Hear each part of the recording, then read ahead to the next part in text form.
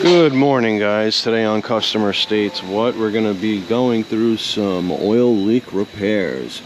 We have a leaking oil pan, we have a leaking timing chain tensioner sight window gasket, and we also have an oil leak coming from the vvti line in the back bank.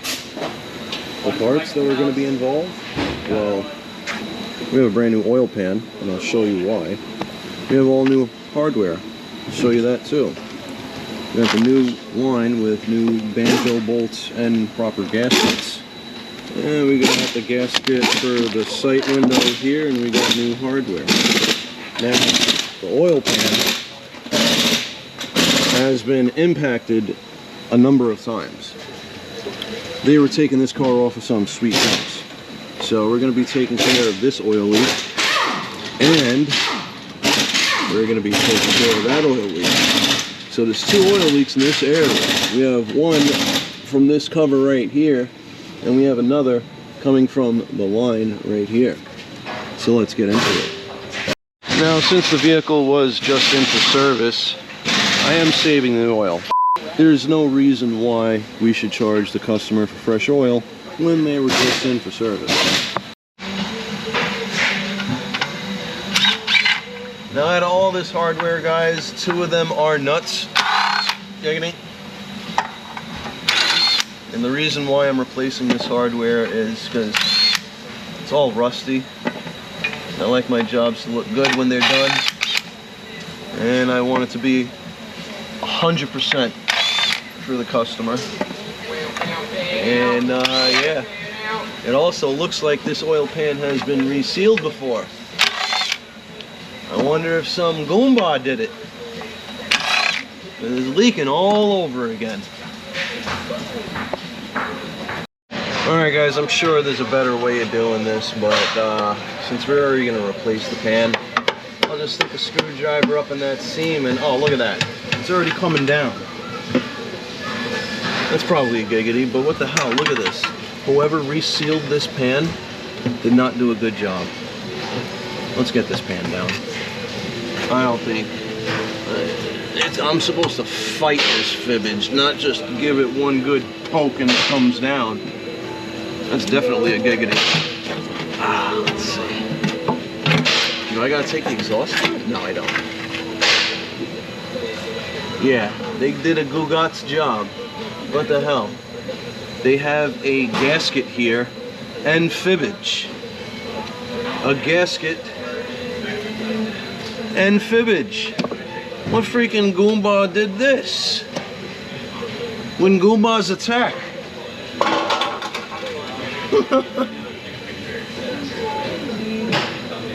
When Goombas freaking attack. Look at this. I'm just gonna take this. Why? Look at that. It's just coming right off, and I could see the original gray RTV that is still there that they didn't clean off. Look at this. It's just, it's not even bonded to the metal. Like, come on, man. We got Victory on the background ready to freaking fight somebody. Alright guys, this is the product that I'm using currently. What I'm doing is I'm just trying to clean all the excess oil off from the surface that I'm about to reseal and from the area that I am about to work in. I'm gonna attempt to work in a clean area. So we got this gunk engine degreaser working its magic, and then we're gonna brake clean, douche the entire area, make sure our surface is clean. I already scuffed it up, took all the old FIPG off, took all the old gasket off, and took all the old original FIPG off. So once this is all cleaned and prepped, we're gonna install some FIPG on the oil pan, and we're gonna install it. Alright, here we are guys. We have the surface all cleaned and prepped, and as you can see, there's still oil in the engine. So right before I put the pan up, I have to give a final wipe down of the surface with some brake clean, make sure it's free from all oils. And we're going to install that oil pan. Very good. Here we go. We're going good. If you guys haven't noticed, man, we got some good music playing right now. It is in the background. I am not adding it to any video. I've actually never added music to one of my YouTube videos. I gotta figure that out. But we just like to enjoy good music in the shop every now and then. Alright, we're almost there. And then once you're done here, just double check the surface, make sure everything is good. That was a positive fingering, guys. And yes, that was most definitely a giggity. Alright guys, quick tip of the video. So when you're doing an oil pan, make sure you have your hardware ready to go as you hold the new oil pan up. Because you don't want to scramble for hardware and then have the whole pan just fall down because you're not holding it. So that's the biggest tip I can give you guys. What'd you just drop? Alright, we're gonna have to work this fast because there's still oil in this engine coming. I hate that. I gotta work against this. Let's try and get a head start, wipe the excess, make sure this surface is 100% free of oil, or the FIPG will not have a good seal or would not adhere well. Quick, get that pan in. Oh, how'd I get it out now? Can I go this way? Alright, without messing the FIPG up. Oh yeah. Now as I hold it, I'm going to finger in some hardware on this side. One. Get one in the back too.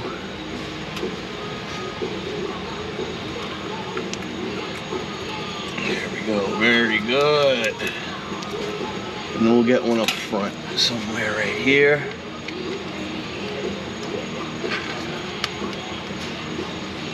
Now that those are on finger tight and they're snug, we can let go of the oil pan and not worry about it. Very good. Let's get that hardware in and torque it down to spec. Alright guys, she's making another appearance.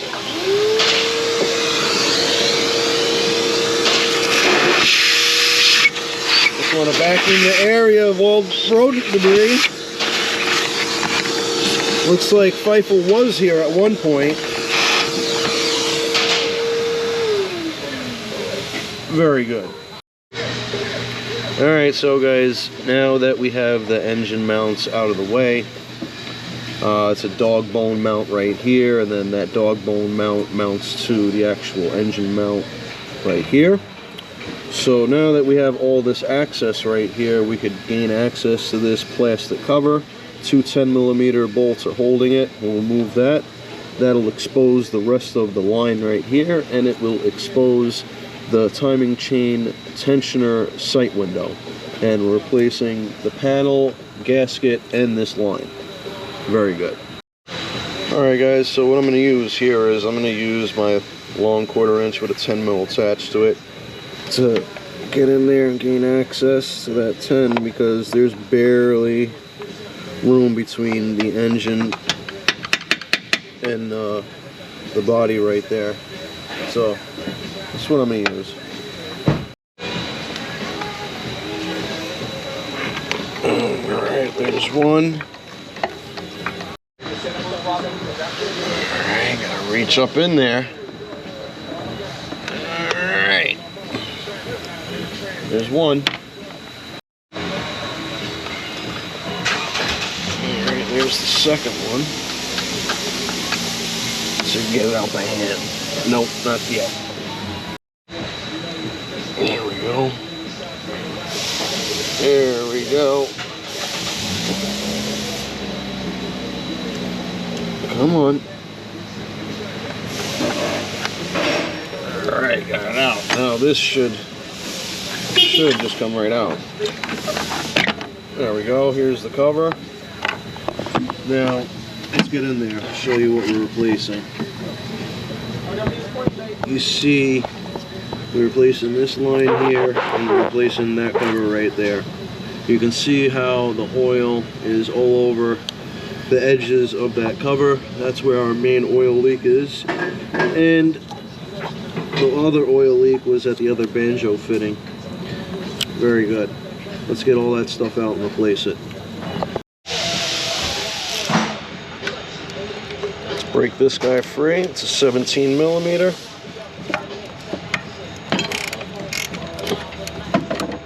Very good. I wanted to show you guys as I was taking this out. Now, the lower bolt that we broke free first has a banjo washer. The top one actually has two washers, almost like how a brake line is. Well, exactly like how a brake line is going into a brake caliper. You have a washer here, and there's a washer on the other side. Right there. You see it, guys? Right there. So I'm going to get this line out. So now that I got this cover out, you could see, guys, right where it was leaking on this bottom corner. It's a good seal here, good seal, good seal, good seal. Then it starts to deteriorate a little bit. And then right here is where it was leaking. See? Very good. Good thing I caught that. Alright, here we have the old one. Here we have the brand new one with brand new hardware. Surface down there is already cleaned and prepped and ready for installation. Very good, guys. Now that we have that brand new cover installed and torqued down to specification, I'm gonna take a little break. I'm gonna take a little break and enjoy my Capri Sun and muffin as I listen to my Telepoile. Very good. Alright, guys, so here we have the old line. It is a hard line. Giggity. And when I say hard line, it's all metal. The new one is in fact an updated part. As you can see, there's a rubber line in there. We have our brand new banjo crush washers. We have new crush washers for one side, and we have our new banjo bolts. Now, preferably, well, at least I do, I replace these every single time I crack these free. Now, you don't necessarily have to. It's very frowned upon if you don't, but the reason is because if you tighten it, there's a chance it could leak, but half the time it's not going to leak, so you got a 50% chance. If you want to gamble, go ahead. I prefer to have all new parts, so I got nothing to worry about. So that's how it goes on. And one tip I'm going to give you guys for the lower one that's actually getting this here, you want to put this flat spot as high up as possible, because when you go to tighten it, it's going to move. You see how it's starting to move? And then if you're not fully tightened before this gets here, it's just going to start to tear this, and you don't want that. So always start it up here, so when you go to tighten it and it gets fully tight, it'll be about right here. The top, you don't really have to worry about like that because it's just two crush washers, but you do have to torque both of these to specifications. And if you're unsure what the spec is, RTFM. Read the manual. Alright, guys, sorry about the needler in the background. So we got our new line. We got the washer on one side. We got the washer on this side. We're gonna fish her in. Let's see. Let's get this ground cable on the other side of it. Come on, get in there. There we go. Let's start those threads. This line's a real pain in the ass. Should have removed it. Alright, very good. We started that guy. Now we're going to take it up top and we'll start the other. Very good. Alright, guys, now that we're in the belly of the beast, we got to get that banjo in there. Oh, not that way. Maybe on top of the tie rod. Nope, not that way. It's never easy. It's never easy when the camera is right where you got to put your arm. guys, you always want to start these by hand. Let's fit that there.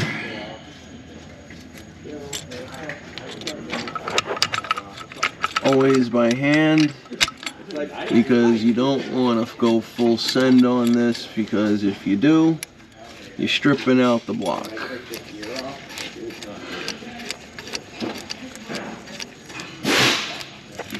Alright, that's finger tight. We'll move our gasket over as much as possible. That way we won't break it. Very good. Let's tighten both lines up, or both banjo fittings to spec. Clean our excess oil and put our engine mounts back in. Alright, very good guys. Both banjo fittings are torqued to spec. We have the 10mm that was a mount to hold the line to the engine. Now we just have to get the cover in and the engine mounts. Very good.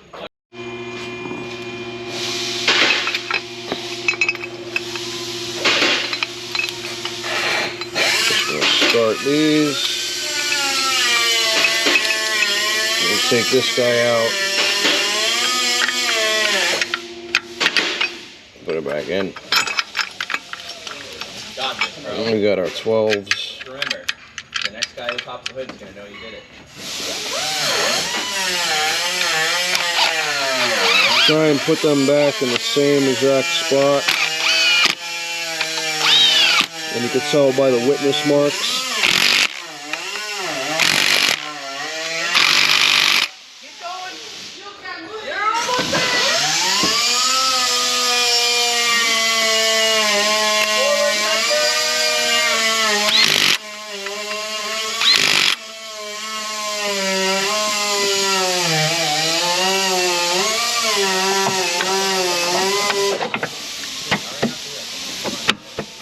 Is that in right? I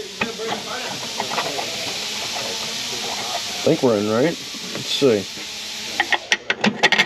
That's going to go there. This one. This one. Come on, come on. Come on. There we go. Yeah, we're in right. Alright, good. Come on, catch some threads. Very good. So now we're going to tighten those guys up to spec. Alright, very good guys. Just to recap, we replaced this line right here. It's an oil leak. We replaced the timing chain tensioner sight window. We replaced the gasket and the actual cover and the hardware to that. With the line, we replaced all the banjo fittings and the banjo bolts. We also replaced the oil pan assembly and all the hardware, and we made sure all the surfaces were nice and clean for proper adhesion of the FIPG. Alright guys, if you don't know what to do yet, please like, subscribe, hit that bell notification for further content.